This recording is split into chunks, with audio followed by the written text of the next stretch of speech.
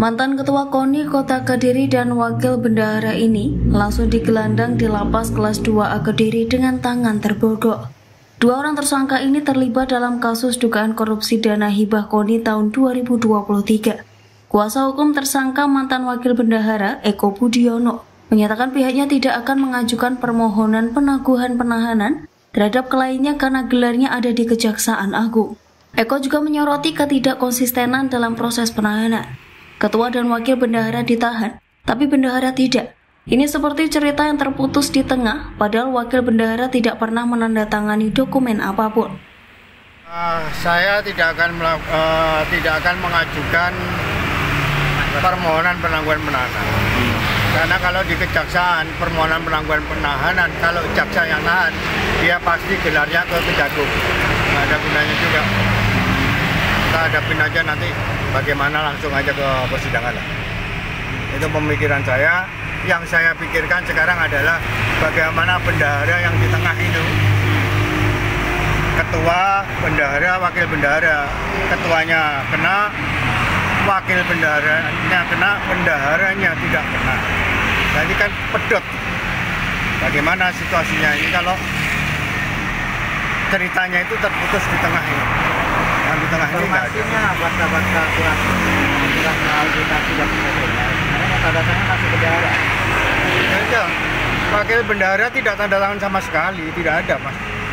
Dia kan hanya ngetik aja. Namanya kan wakil. Pak, ini tadi kan sebelum di sini ada tes kesehatan. Kondisi awal dua orang ini seperti apa, Pak? Oh, tes kesehatannya oke, bagus. Sehat betul. Yang mengerjakan semuanya katanya sih wakil bendahara. Jadi ketua langsung ke wakil bendahara. Menurut keterangannya bendahara.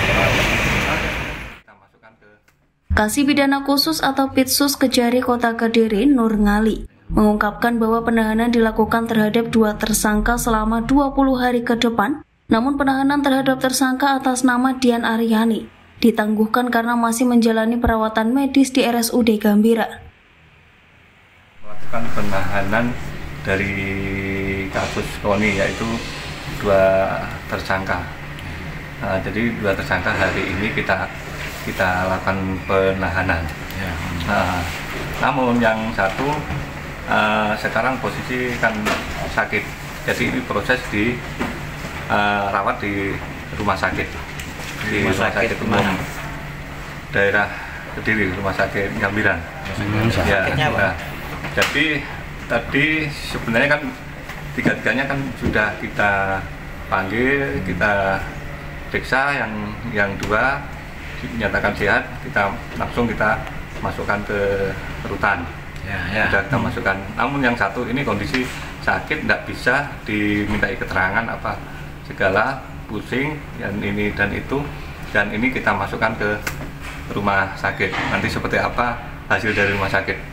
Dari rumah sakit itu. Jadi dari tiga tersangka di dalam melakukan penyidikan, dua kita lakukan penahanan untuk 20 hari ke depan. Itu aja. Rumornya kalau Mbak Dian itu gila begitu, rumor yang berkembang di luar. Memang gimana itu? Itu beberapa kali kita panggil sesuai dengan riwayat panggilan yang sudah kita layangkan. Itu memang 3 kali kita panggil saat ditetapkan tersangka. Namun yang bersangkutan itu rawat di Rumah Sakit Bayangkara, bahkan sampai Rumah Sakit Lawang. Kemarin kita bawa ke Rumah Sakit Menur. Dari Rumah Sakit Menur. Yang membawa ke Rumah Sakit Menur itu berarti dari Kejaksaan? Dari Kejaksaan, ya. Jadi biar kita tahu sejauh mana sakitnya itu seperti apa. Nah, itu memang ada gejala, memang hanya kecemasan yang terkait dengan karena dia menghadapi proses hukum aja.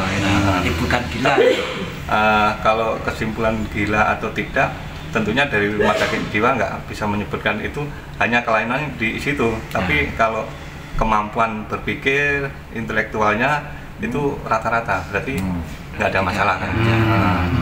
Makanya kita panggil lagi, tapi yang bersangkutan tadi sudah nggak mau bicara, nggak bisa ini, akhirnya kita masukkan ke rumah sakit. Sementara, dugaan korupsi dana hibah KONI Kota Kediri tahun 2023 ini bermula dari ketidaksesuaian antara naskah perjanjian hibah daerah atau NPHD dan realisasi penggunaan dana berdasarkan rancangan anggaran biaya atau RAB.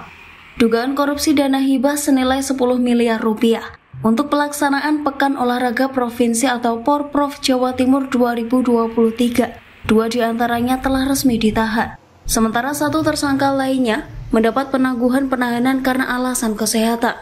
Dari hasil audit Badan Pengawasan Keuangan dan Pembangunan atau BPKP, total kerugian negara yang ditimbulkan dari kasus ini mencapai 2,409 miliar rupiah. Dari Kediri, Tim Liputan melaporkan.